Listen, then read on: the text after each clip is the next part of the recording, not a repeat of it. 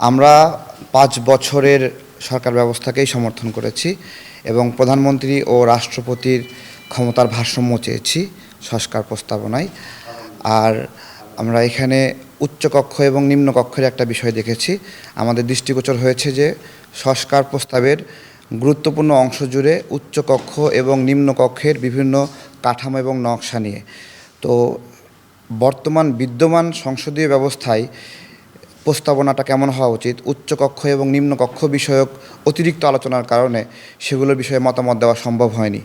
আমরা এই উচ্চকক্ষ ব্যবস্থাপনায় যে অনির্বাচিতভাবে কিছু প্রতিনিধি নেওয়ার সুযোগ রাখা হয়েছে প্রস্তাবনায়, সেটা বিরোধিতা করেছি।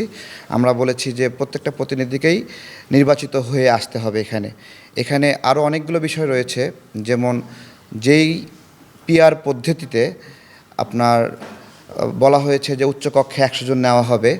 আমরা বলেছি যে যেই ব্যক্তিটি নির্বাচিত হচ্ছে না ৩০০ আসনে বা ৪০০ আসনে সরাসরি ভোটে, উচ্চকক্ষের যে নকশা দেখানো হয়েছে সে অনির্বাচিত ব্যক্তিরাও উচ্চকক্ষে যাওয়ার সুযোগ থাকছে। অর্থাৎ একজন জনগণের ম্যান্ডেট পাচ্ছে না, কিন্তু সে উচ্চকক্ষে গিয়ে বসে থাকছে। পাশাপাশি উচ্চকক্ষে যে সিলেকশনের পদ্ধতি, সেই পদ্ধতিতে রাজনৈতিক দলের সভাপতি, সাধারণ সম্পাদক যারা মনোনয়ন দিবে এই ব্যক্তিদেরকে, তাদের প্রচুর অর্থনৈতিকভাবে লাভবান হওয়ার একটা সুযোগ আছে, কেনাবেচার সুযোগ আছে। আমরা এটা বলেছি যে আমরা সরাসরি ভোটের মাধ্যমে এই জনপ্রতিনিধিগুলো নির্বাচিত হবে। এতে করে জনগণের কাছে একটা জবাবদিহিতা থাকার ব্যবস্থাপনা থাকবে। আমরা এই বিষয়ে ভিন্ন মত দিয়েছি। আমরা মনে করি দলীয় প্রধানমন্ত্রী এইগুলো ভিন্ন ভিন্ন ব্যক্তি হওয়া উচিত। এতে ক্ষমতা বিকেন্দ্রীকরণ হবে এবং ভারসাম্য রক্ষা হবে।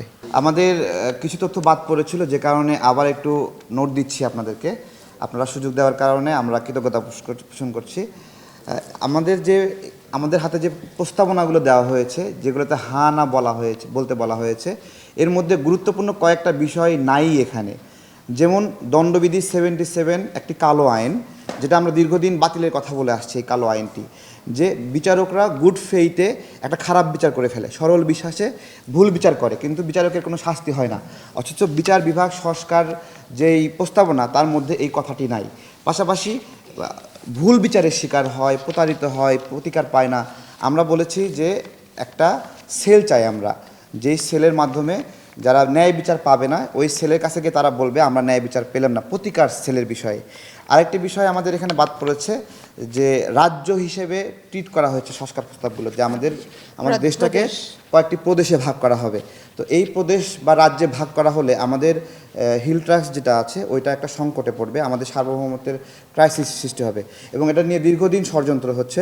আমরা তাদেরকে সতর্ক করেছি যে আপনারা এই কাজটি করবেন না। আর ভাষাগতভাবেও আমরা একটা আবেদন জানিয়েছি তাদের কাছে, যে আপনারা যে ভাষাগুলো লিখেছেন এগুলো অনেক কঠিন এবং জটিল।